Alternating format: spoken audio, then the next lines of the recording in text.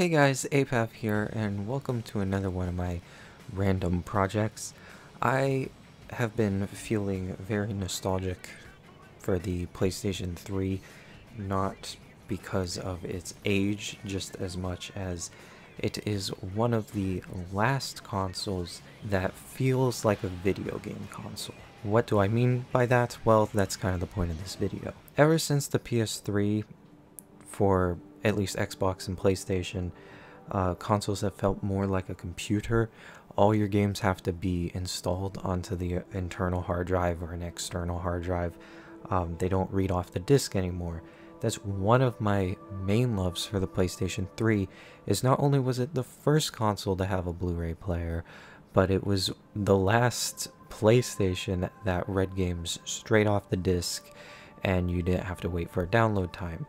That might not seem like a problem to people who download their games all the time, but as a physical collector, I much prefer that. I can take one of the over 100 games I have on my shelf, pop it in, and it always works. It boots right up. Don't gotta wait for anything. Why the heck is Netflix taking up a gig? And despite how old it is, I believe being from 2006, a lot of the games online are still available. I've been playing MW2. I have videos on my YouTube channel of it. And while some of the games are down and some of the games have some hackers in them, it's pretty cool that I can still boot up a PS3, pop in a disc, and play an online game from over 10 years ago, where with Call of Duty nowadays, up in the top right, an update is required to play the single player.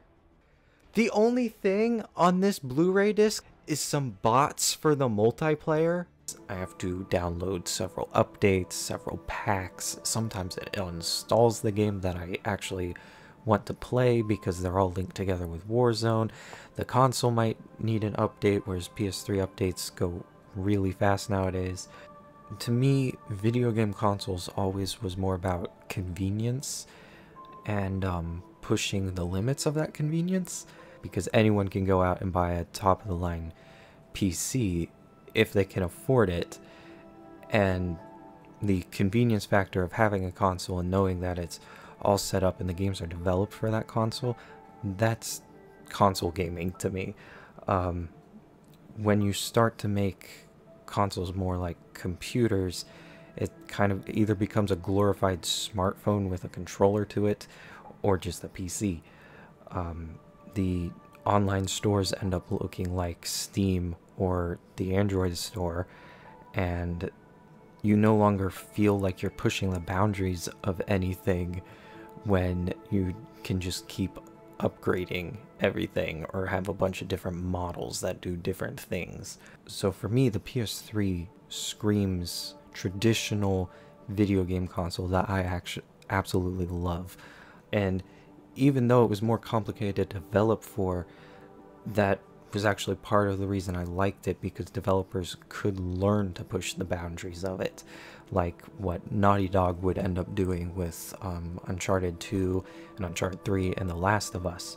Those games still hold up almost graphically to this day. I know they're remaking The Last of Us, but the fact that that game originally came out on the PlayStation 3 and you can still play it on a PS3 and it looks good is incredible. And that was all because they took full advantage of the hardware. Some people are starting to consider the PlayStation 3 a retro console. I don't really believe that, because you can still use all the things it was built for. Like, Wi-Fi hasn't changed, the Ethernet cables haven't changed, the USB cables haven't changed, the HDMI cables haven't changed. It's still using all the technology that we're still using today, including Blu-ray. But it makes it a phenomenal console just to go back to watch movies on, to play games on. Look, for $299, you don't just get a sweet gaming machine. It's like you get the best Blu-ray player around built in for free. Also to collect for right now, because the games for it are way more affordable than the things prior to it, because millennials are going absolutely crazy buying up everything that reminds them of their childhood. So while some PS1 games especially, but PS2, PSP, anything Nintendo, those prices are skyrocketing, while you can still find some of the best PS3 games for under $20 or $20. That is what also has contributed it to being one of my largest collections.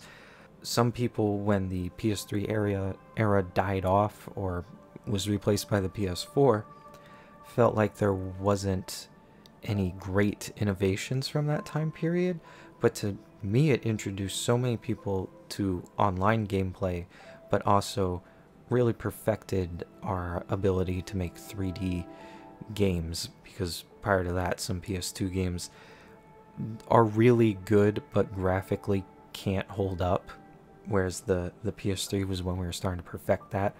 Almost all the big games now started off during this era, like Grand Theft Auto 5, Skyrim.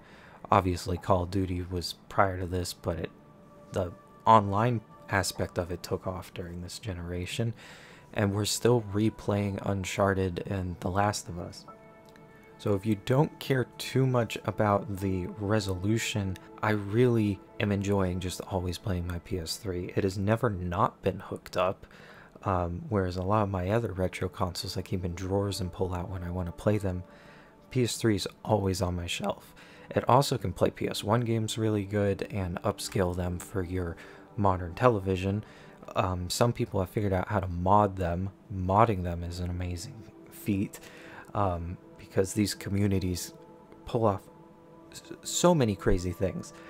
One thing about the PS3 was that it had so many other PlayStation things to connect to, like your PSP, but you could remote play your PS3 from your PSP. It wouldn't let you play PS3 games, but it would let you message friends, which was one of my first ways of like kind of portably messaging people, because I couldn't text at the time. And then with the Vita, being able to have the same game on your Vita and just transfer the save file back and forth, quite incredible what this console that came out before the iPhone is capable of pulling off, even today. If you're looking for something more affordable and that has a lot of cool features, I would look into the PS3. I really love this thing, and I will keep playing it probably forever, as it is the last console that I truly feel is a video game console, except for possibly the Nintendo Switch, even though that's, you know, half handheld and half console. So yeah, I guess that's all I have to say in this rant about the PS3. I could do a whole review of this thing because I was obsessed with the PS3 when it came out.